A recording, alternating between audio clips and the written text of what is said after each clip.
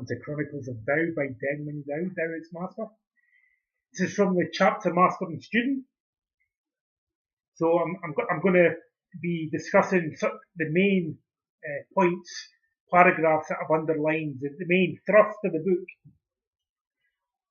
All the candles had been lit and the dark temple interior glowed with hundreds of pinpoints of golden flame. The incense from the central altar, a smouldering stick of pure sandalwood, wafted up in twisting clouds. The Grand Master lit 3 long sticks of incense and prostrated himself at each altar before offering the burning lengths on behalf of the entire mountain. Goes on. And 3 men stood in the doorway as the roof came down. The light from the south-facing doors was glaringly bright, and many of the priests' eyes were dimmed from the darkness and smoke. Sentry priests rushed in, while the others shrank back in panic toward the altar. The 3 men now charging to the temple centre were clearly fighters. Moving pugnaciously, their muscles bulging like melons in the sleeves of their corduroy clothes, the 3 glared viciously at the puny holy men.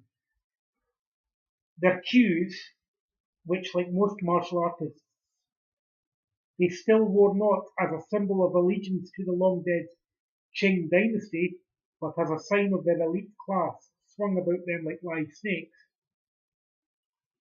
They planted themselves before the altar and simultaneously wrapped the braids around their necks. They had come to fight. "Who is the Grand Master?" thundered the tallest. "It is I," said the Grand Master gently. He came forward with a courteous bow. "Have we offended you, worthy patrons, in some way?" "Damn you! Didn't you send this?" One boxer pulled out a thin sheet of mulberry paper. Jet black calligraphy showed through the translucent fibre. It says, "You 3 dare to call yourselves heaven, earth, and man. These arrogant titles are more than I can tolerate. In all my years of wandering in the red dust of the world, I have never seen more pathetic caricatures of human beings.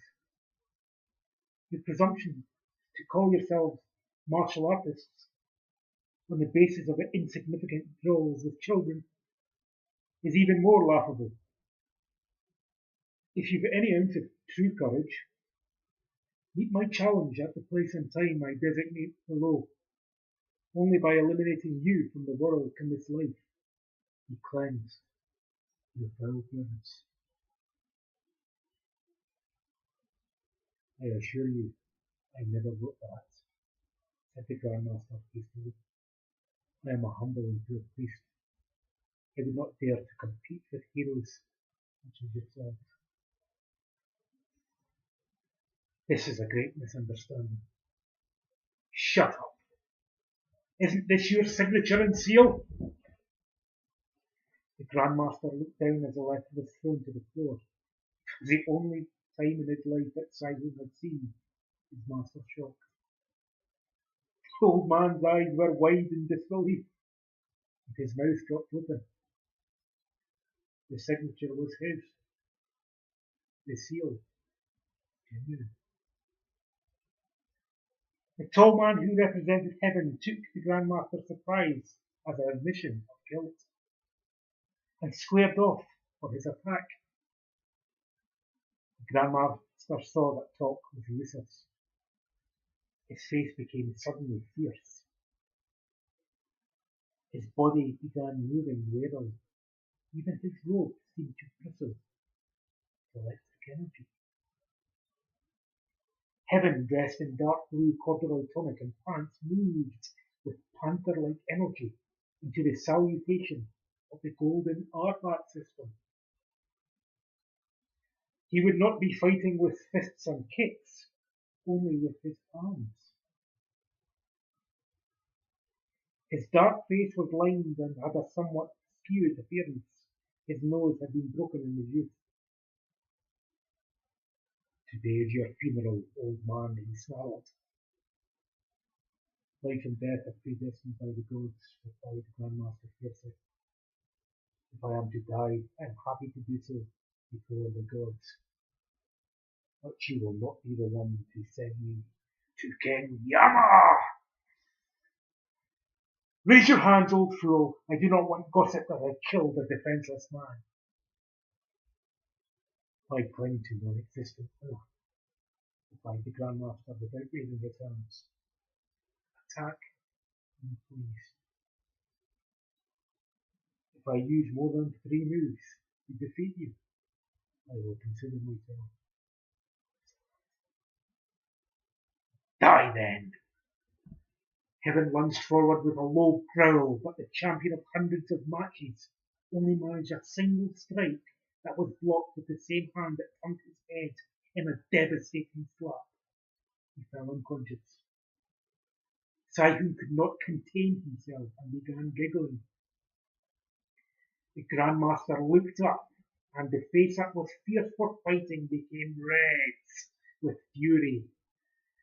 But before he could speak, Earth attacked him. Earth was a fat, pockmarked and coarse man. His moves derived from the Shaolin style and not fancy. They were awkward and simplistic, but his sheer weight and strength had always been technique enough. Outweighing the average man by 60 pounds, he was a squat and ugly menace. He closed in on the Grandmaster with a reckless charge that the thin old man sidestepped. He came again. A look of regret flickered on the Grandmaster's face. It would be like a pig before the butcher. But the martial code demanded fulfillment. He dodged and stepped forward. The sound of his fluttering sleeve was like a flag in a hurricane. He brought his palm slicing down on the kidneys, and a kick then dislocated the knee. Man was a thin, wiry creature with an ugly scar down the right side of his rectangular face. His salute showed him to be a Wudong stylist. Again the Grandmaster allowed his opponent to attack first. The attack made a feint to the midsection before a rapid jab to the eyes.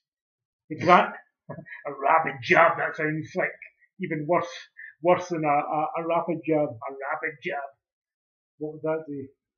Anyway, with his rapid jab to the eyes, the Grandmaster's hand slid out of his full sleeve, grasped the wrist, and with a twist threw man to the floor. A flick of his toe knocked him unconscious. The Grandmaster stepped back and ordered people to carry the men out. Doctor priests were sent to revive them and reset dislocated bones. The Grandmaster had wanted only to incapacitate them momentarily. He knew they had been duped into the attack. Beast! He shouted at Sai-Hun. Come down here! Sai-Hun quietly slid down a pillar. Go to your quarters until you're called. Mischievous old sorts. It was another 3 hours before the Grandmaster's personal attendants and 2 acolytes escorted Sai-Hun to the Master's chambers. The Grandmaster was still in his ceremonial costume. He walked slowly around his desk until he was face to face with Sai-Hun. Sai-Hun could sense a sudden acceleration in his Master's body. His Master slapped him sharply on the cheek. Me, he commanded. You evil child! This blasphemous act would have been unimaginable for any normal person. I knew you forged my name as soon as I heard you laugh. Only you, with your constant penchant, your constant penchant for mischief, could have conceived such a scheme. Sai-Hun was quiet. He did not dare reply. But inside he still revelled in the sheer excitement of it all. You made a serious error. The Grandmaster continued. You made a fool of yourself. Dishonoured me and violated the sanctity of consecrated ground. Your sin is heavy indeed. Christ. But they deserved it, Sai-Hun snapped. What better way to humiliate them than to beat them before the 3 pure ones? After all, the Trinity is even higher than heaven, earth, and man. You are forgetting yourself by talking so freely, interrupted the Grand Master. You will be punished. But first tell me how you arranged this shameful incident. I was begging for alms, recounted Simon, when I happened across their school. I went in to challenge them myself, but saw that I could not beat them. So I came back and sent a letter. Anyone so arrogant that they can take such a high title deserves to be taken down a notch or two. You're wrong, scolded the Grand Master. It is you who deserve humbling. Take him away. The two acolytes took Simon to a cave that ran far below the surface. The air was chilly and moist. Kindly they had brought some padded clothing. All three were silent, the two acolytes because of solemnity. Simon because he was still reliving his delights. Blah, blah. He's inside the cave, and the bats are above, and he's forced to go in and think about his wicked deeds for about 49 days in order to contemplate his crime. So they had a punishment system in the monastery for, well, if the Grand Master, had perhaps not had compassion, he might have killed the guys, and it was under a false premise, so he was teaching an important ethical lesson. It was a very devious act, so it had to be punished. So, and he goes on to say, that he didn't feel bad about it at all, like he didn't feel guilty about it. He was just a 16-year-old child, really. But anyway,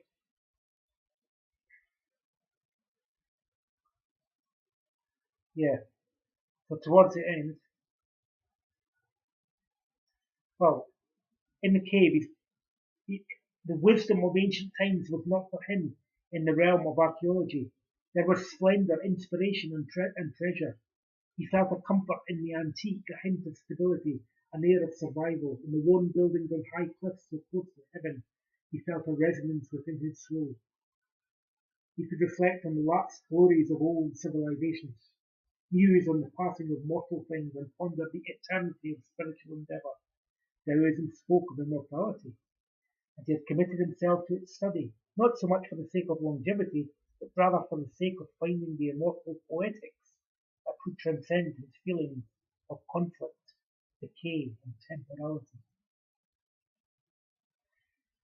But for the time being he was condemned to the cave. He did not see how his own faults had not only landed him there, but had interfered with his goals. I know the feeling.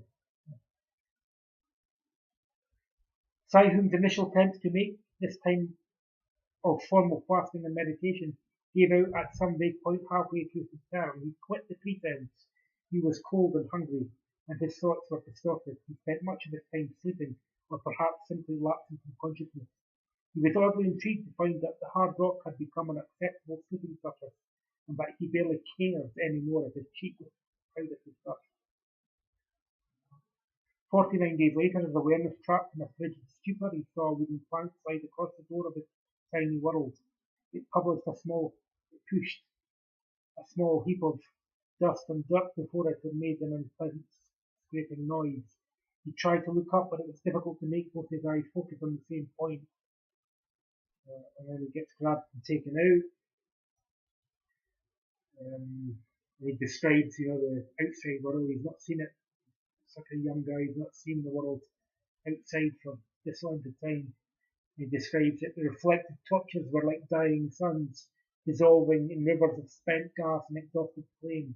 He had moans and whimpers from those expiring stars. But then he adjusted his consciousness and realized it was the creaking waves. His dirty hair hung like withered roots, his face grey with grime. Saihun's beard had grown into a chaotic jumble of black lines. He could have been a troll from the earth. He was a creature, a wretched, depleted, crumpled beast. Obstinate, rebellious, and proud. Saihun reflected that he was barely sorry for the prank that had led to his denigration. But it's all part of it's all part of learning. We can't say that it was bad for Simon to go through these experiences because he needed to be a sort of cocky little bastard, ego, arrogant, proud in himself, and a practical joker for reasons of evolution, so that eventually you could see the error of that as a complete path. And so he was forced into that. That's how they did it. And they forced you into. Well, they had a code. I suppose it comes from Confucianism, the sort of the old Chinese philosophy that's very into filial piety.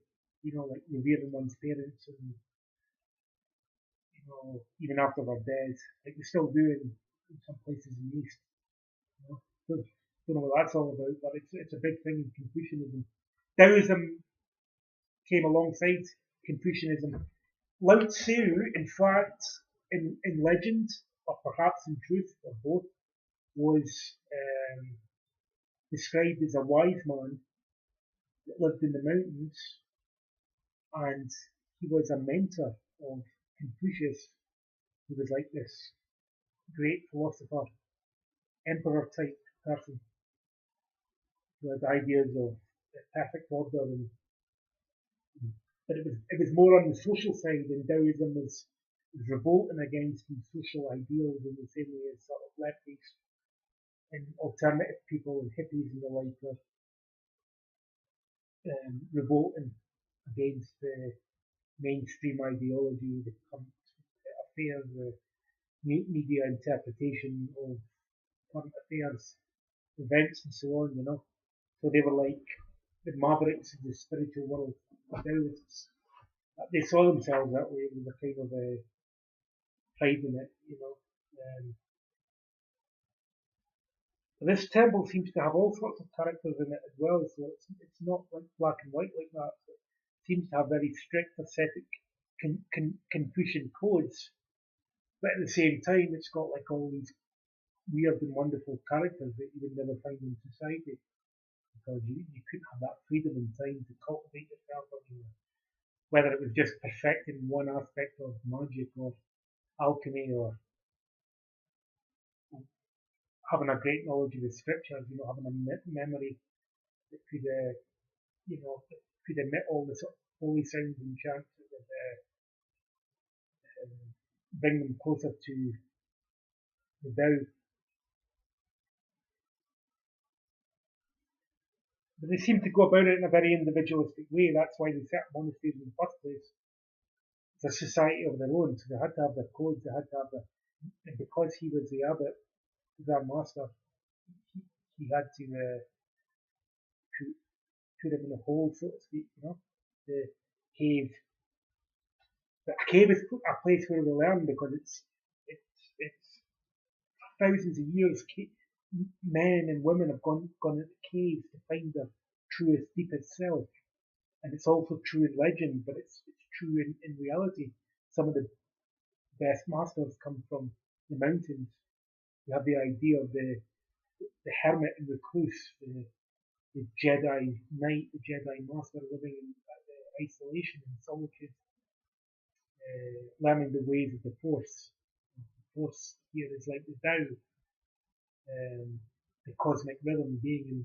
It's difficult to be in that when your attention's taken in so many directions. It's almost so but to say it's not possible. Deng Meng Dao says it's not possible to get enlightened in an urban environment, a modern environment, even though the Tao paradoxically is present in all things, in the most mundane things, ugly things.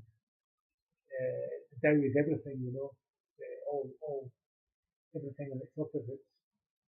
But Sai Hun's not at that stage yet. He's a 16-year-old martial artist, monk, and he's got to let it. It's still an unusual life. It's not the normal life, even in China, in the 1920s or the early part of the 20th century. It's probably never been a part of normal Chinese life. to be a monk. It was always considered something special, especially if you were going to the Shaolin monastery and learn the Shaolin arts. But it wasn't just martial arts. You studied all kinds of stuff, and they needed the time to do it, so they needed to develop also these monastic codes, and they had the elite hierarchies as well. Otherwise it would just be wanderers. And there are some like that as well, which is described in this book later, so I'll get to that. But here comes an interesting character called Butterfly. So,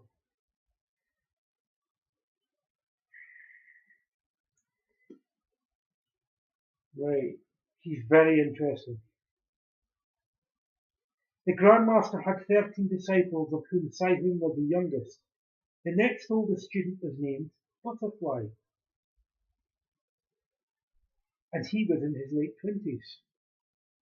The other classmates were much older than Sai-Hun. They had all been ordained and had become accomplished men before Sai-Hun had even been accepted.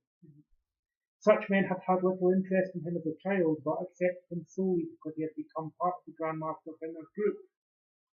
Only Butterfly was within 7 years of Sai-Hun's age, and it was natural that the two formed a friendship through their growing years.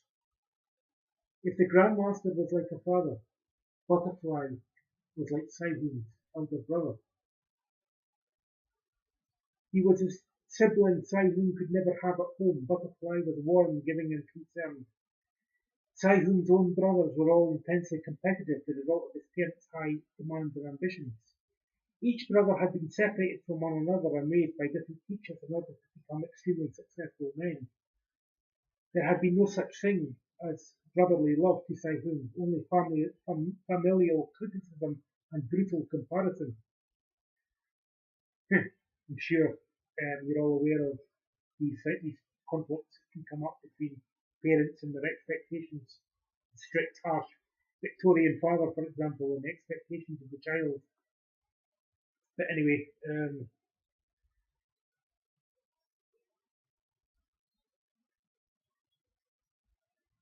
he always felt short, ugly, and stupid when he went home. His brothers were great scholars, brilliant military men, rich merchants. Sai-Hun was only a monk, and would never bring prestige and fame to his parents and clan. It had thus been with the Grand Master and the 13 disciples that he had finally known a family that accepted him as an individual. It had been with Butterfly that he had found a brother to look up to.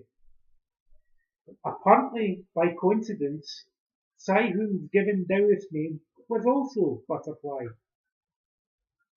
The Grand Master had given Sai-Hun the title for 3 reasons. First, Sai-Hun was fascinated by beauty. He was attracted to fine art objects, scenes of nature, and exotic flowers. Second, Sai-Hun became bored easily.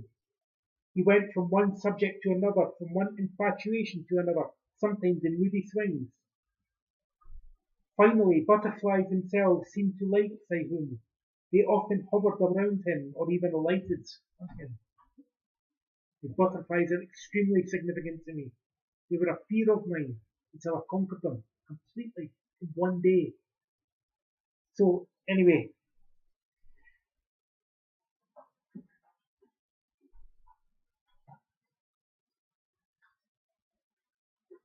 Sai-Hun had thus been named the Butterfly Taoist.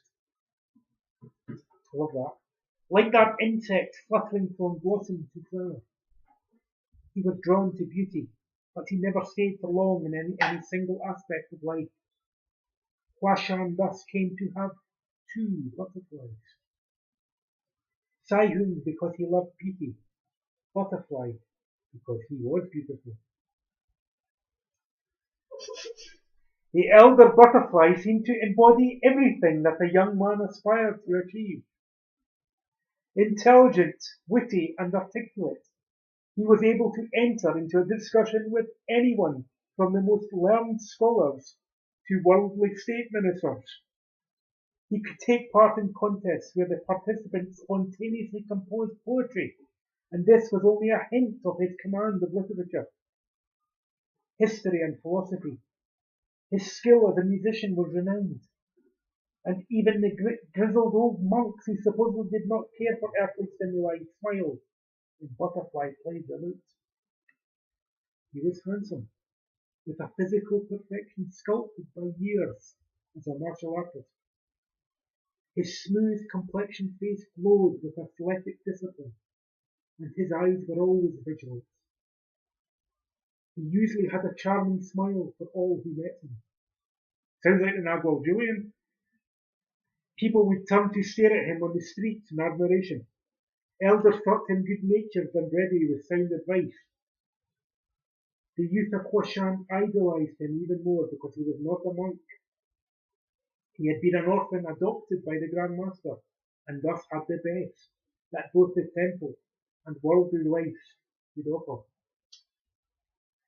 When Sai Hung arrived at the small meadow, and this is what makes his story so flippin' interesting, as we find out. Surprise. When Sai Hung arrived at a small meadow, he saw that Butterfly was already there among the 7 other students. Staff in hand, he tutored a few of his classmates. He learned quickly and wasn't selfish in helping friends. I'll never get this technique, sighed a slender youngster from Shanghai province named Chrysanthemum. Nor will I, complained another with a heavy Shandong accent. I had it, and then Master changed some of the movements. Maybe he's forgotten. Blah, blah, blah. So Butterfly intervenes with his teaching. What is this? Have you...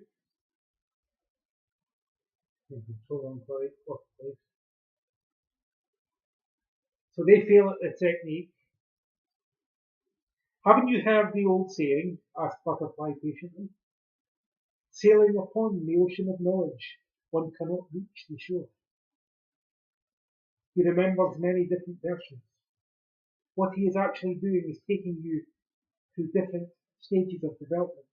When you have absorbed one technique, he will refine it and make it more sophisticated.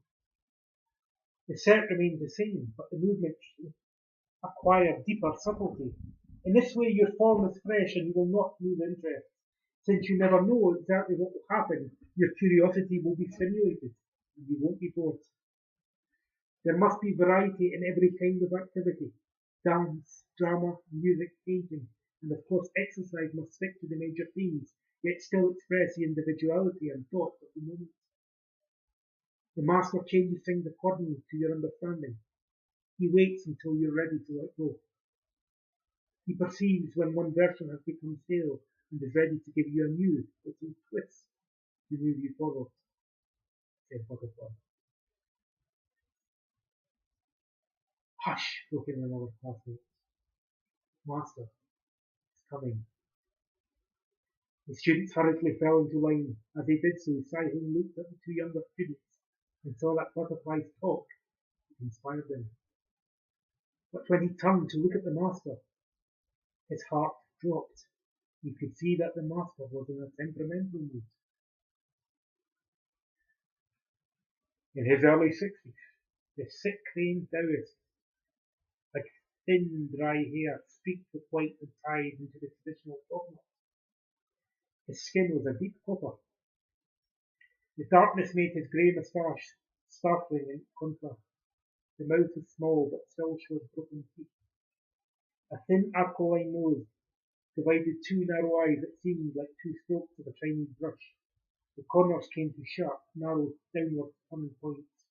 Though he had no bags under his eyes, there were wrinkles from squinting, the result both of sunlight and hours of reading under an oil lamp at night. The master's name was inspired by his looks. As slender as a stick, his back was slightly rounded, his chest hollow, almost caved in. His neck was noticeably longer than average. In fact, he seemed little more than a scarecrow. But Sai Hung had been invited to touch the master's body in order to feel a demonstration of particular muscle movements. The flesh had been tough and hard once it squeezed through to the bone.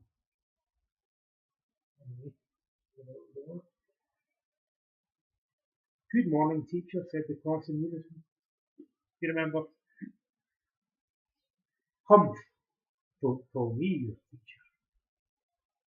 You have no discipline.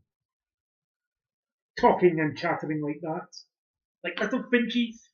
That's fine. I could hear your noise all the way up the trail. They said nothing. Talking was forbidden. Master, broke in Butterfly. It was my fault. The eyes, like brushstrokes, flared into onyx orbs. The hands came swiftly down. Tough as he was, Butterfly's cheek turned red. How dare you speak? Demanded the sick-trained Taoist. I apologize, great teacher, said Butterfly with a bow. This insignificant one is solely at fault. You are the eldest. You are responsible. Yes, I engaged him in conversation. I am the only one to blame. Please punish me. The master relented. Simon watched him admiringly. Takes the blame, but he knows the old man likes him too much to really punish him. He's crafty. All right, ordered the sick-trained Taoist. Ready. Begin. So they're doing some techniques. I won't get into all the fighting stuff, but you can read it for yourself if you're interested in more into the philosophy of it. So see if there's any more to read in that chapter about it.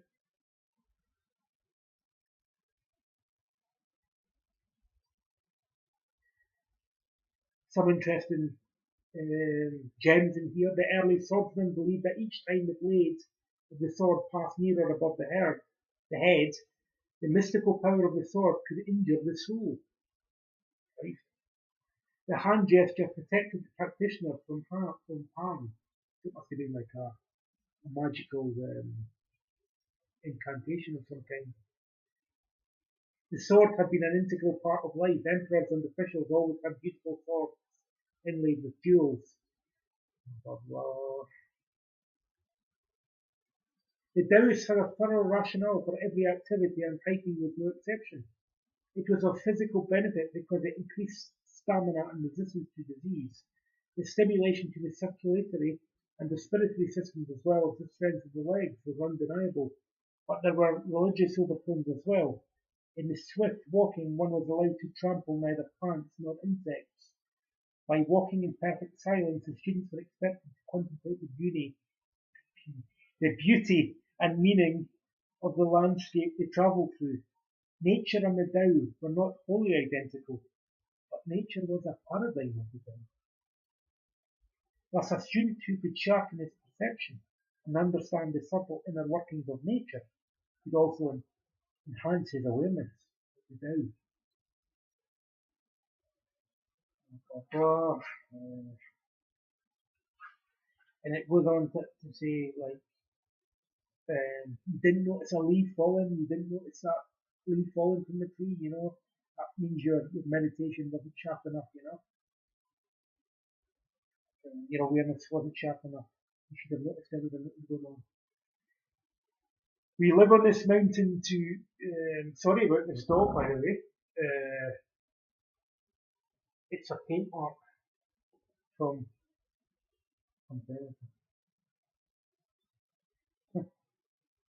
We shun the foul deeds of humanity, their pitiful lives, the mental pollution of what they vainly call civilization. We isolate ourselves from their loud noise, their stink, their obscene laughter, and their self-pitying laments. We withdraw to nature in order to purify ourselves and lead holy lives. Nature and its animals are innocent. We may think nature cruel and unmerciful when we find a deer's carcass or see a tree torn by a thunderstorm. This is nature's way and nature's logic. Nature lacks the wishful thinking and stupid sentimentality that humans possess. This purity and innocence is in tune with the gods, with the divine, with the Tao. Nature's way is the way of the Tao. If we want to attune ourselves with the Tao, we must place ourselves in an area that is in itself aligned with Tao. But it is of no use to live in a natural place if you fail to notice its gifts. Nature is full of messages, though often we fail to see, and even if we do see, we fail to understand, to comprehend. There are 10,000 sacred messages for you everywhere you glance. Only you've not the eyes to see. That leaf could have been a sign to you, even a message from the gods. But you failed to notice it. Class was over, and Sihun began climbing the hillside for midday devotions and lunch.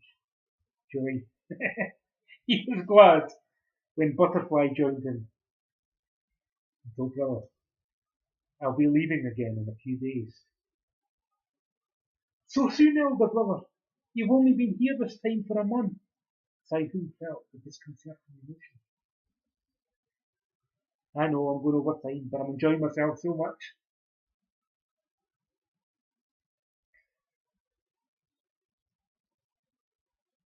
Yes, but I'm growing restless.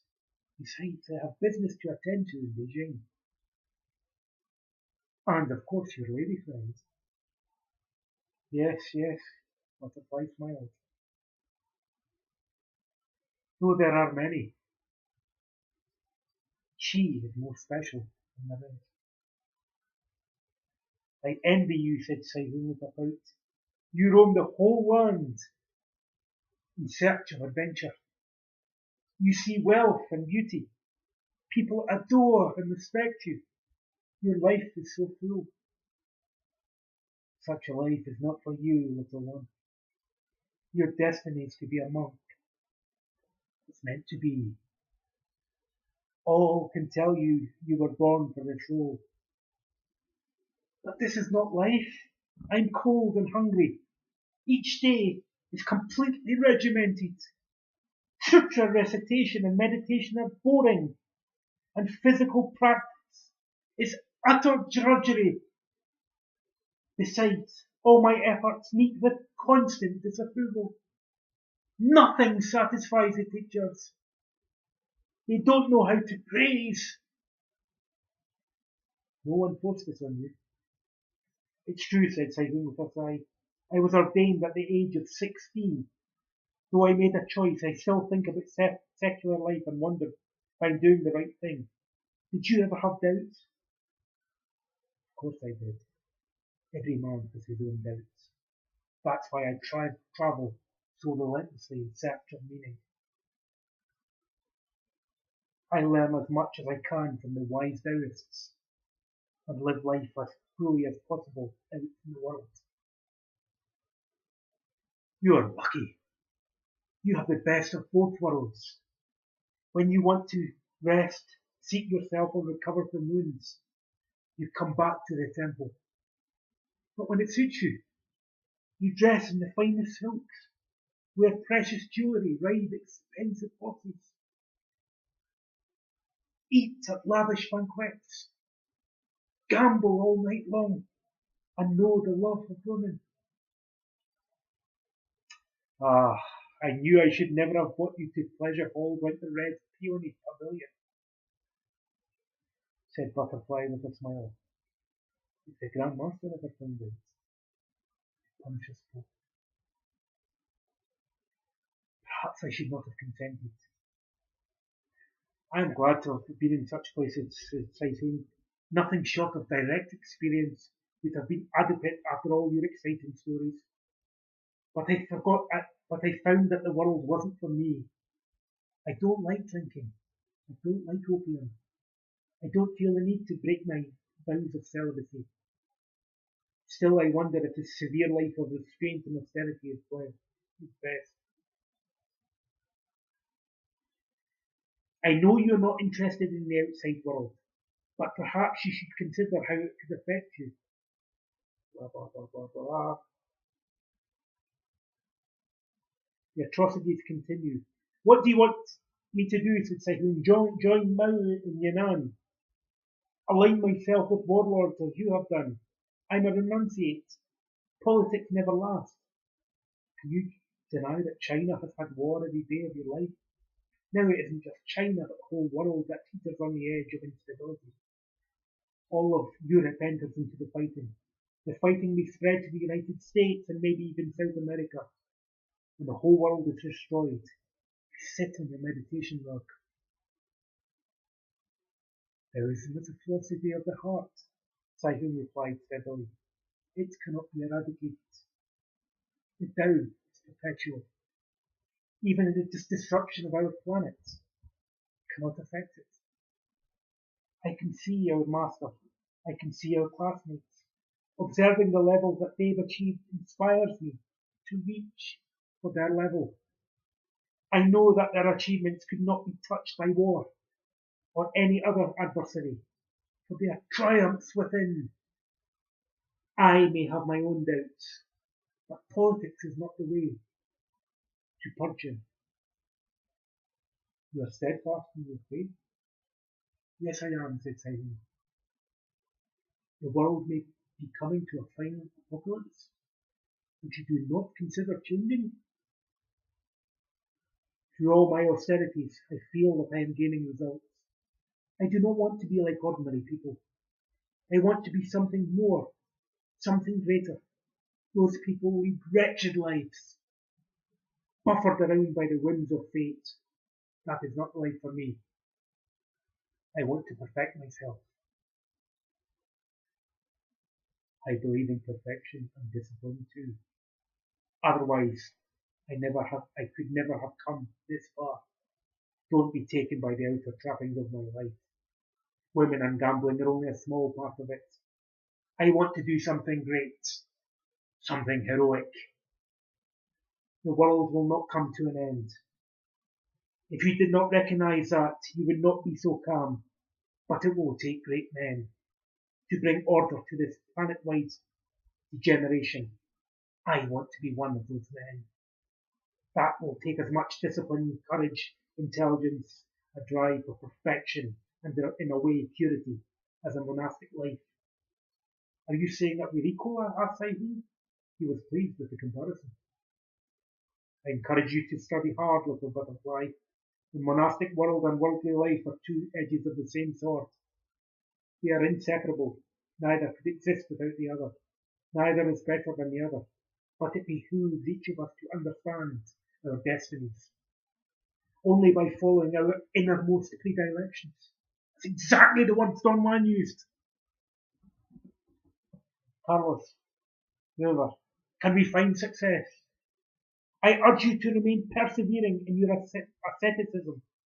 It's true that physical and social needs are ruthlessly denied, but your spirit will find satisfaction.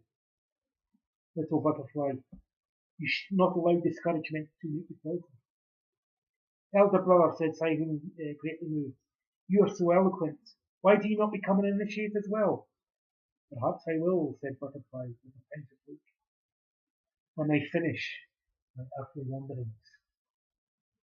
That's why I must travel to complete my experiences. The masters say, taste the world before renouncing. When I've had my fill of worldly life, I will come back to stay for good. Finishing off here. Then we could all be together, always. Yes, little one. Always. The mighty bronze temple bell reverberated through the mountainside. It was time for devotions. He said goodbye. Sihun stood near one of the temple's antique bronze incense burners and watched his elder brother leave the courtyard. Sihun wondered if he would ever leave the worldly life. He knew that Butterfly had lived in the world for a long time and his life had been scandalous.